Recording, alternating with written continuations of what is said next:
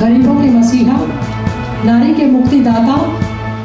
संविधान निर्माता, भारत रत्न, विश्व रत्न बाबा साहब डॉक्टर भीमराव अंबेडकर जी की 135वीं जयंती मनाने के लिए हम सब एकत्रित हुए हैं। आज इस शुभ अवसर पर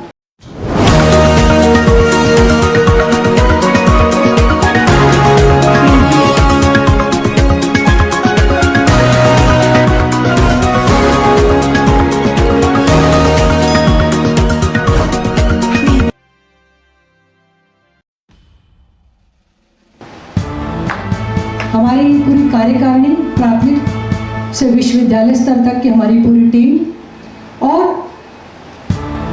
सभी विद्यालयों से आए हुए शिक्षकों और यहाँ उपस्थित सभी छात्रों का बहुत बहुत स्वागत है। आज ये कार्यक्रम, इस कार्यक्रम में आज हमारे दिल्ली के बहुत सारे शिक्षक,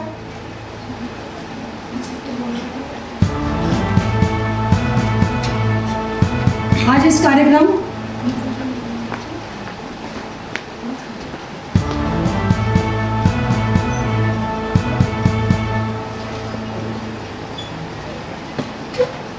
बाबा साहब डॉक्टर भीमराव अंबेडकर जी के आज इस जन्मदिन के उपलक्ष्य में पूरी दिल्ली के जितने भी हमारे विद्यालय हैं, बाबा साहब के विचार, हमारे जो शिक्षक हैं, आज इस कार्यक्रम में उन शिक्षकों को जो बाबा साहब की विचारधारा के प्रचार प्रसार के लिए लगातार प्रयासरत हैं, और हमारे जो बच्चे हैं जिन्होंने 10वीं क्लास में 12वीं कक्षा में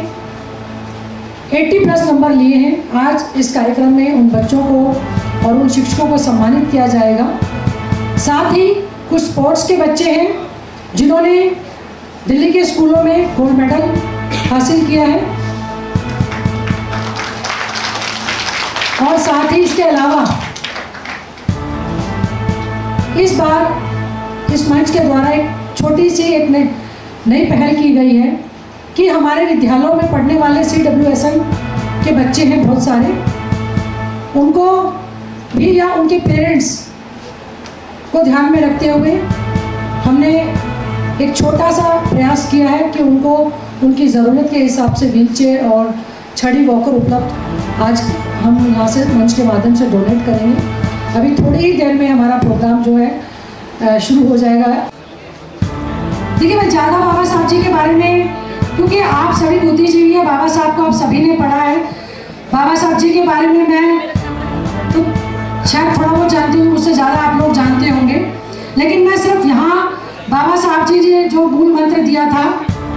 शिक्षित बनो, संगठित रहो, संघर्ष करो, और आपकी जो आगे बढ़ने का रास्ता है शिक्षा, बाबा साहब ने कहा था शिक्षा वो शेरनी का दूध है, जो पिएगा वो दाढ़ेगा। तो मैं बड़ा खुशनसीब समझती हूँ अपने आप को कि मैं एक शिक्षक हूँ और शिक्षा जगत में पिछले 26 साल से अपनी सेवाएं दे रही हूँ, और शिक्षा के माध्यम से हम आगे बच्चों को पढ़ाने और लिखाने का काम करते हैं। बाबा साहब अकेले कोलंबिया यूनिवर्सिटी पढ़ने गए थे, जब उनको शाहजी गायकवाड़ जी ने स्कॉलरशिप दी, और जब वो पढ़ लिख कर वापिस इंडिया में आए तो उन्होंने देखा कि मैं इतना पढ़ लिखने के बाद भी जब भारत में आ रहा हूँ तो मेरे साथ फिर भी इतना ज़्यादा भेदभाव किया जा रहा है। उन्होंने कहा कि मैं इस भेदभाव को दूर करने का काम करूँगा, और उन्होंने समाज में समानता लाने के लिए सामाजिक परिवर्तन की लड़ाई लड़ी, और उन्होंने कहा कि और जो कुछ लोगों को बाहर पढ़ने के लिए भेजा जाए और मैं देश को बदलने का काम करूँगा, संविधान परिवर्तन की लड़ाई करूँगा। लेकिन जब कुछ और लोगों को स्कॉलरशिप देके भेजा गया पढ़ने के लिए, और जब वो लोग वापस पढ़ लिख के आए तो बाबा साहब को बड़ा दुख हुआ, और उन्होंने अपने महापरिनिर्वाण के कुछ महीनों पहले एक सभा में कहा था कि मेरे पढ़े लिखे लोगों ने धोखा दिया है, मुझे मेरे पढ़े लिखे लोगों ने धोखा दिया है, मैं इस कारवां को यहाँ तक लेके आया हूँ,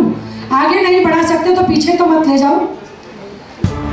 जब वो लोग पढ़ के आए तो वो सिर्फ अपने में ही मस्त हो गए। मैं सिर्फ आपसे ये कहती हूँ कि आज आपको जो नौकरी मिली है, आज आपको जो नौकरी मिली है,